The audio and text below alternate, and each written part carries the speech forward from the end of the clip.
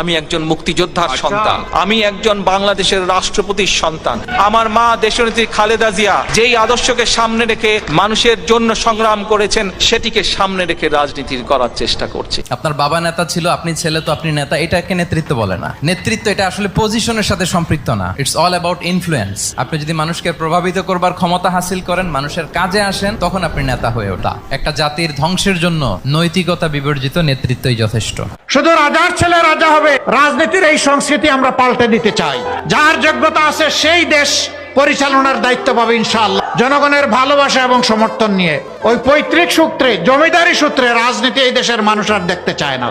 বাংলাদেশে আল্লাহর আইন প্রতিষ্ঠা করার জন্য যদি জামাত ইসলামীকে 100 বছর অপেক্ষা করতে হয়, জামাত ইসলামী অধীর আগ্রহে 100 বছর অপেক্ষা করবে, তবুও চরমপন্থা সন্ত্রাসের পথ অবলম্বন করবে না।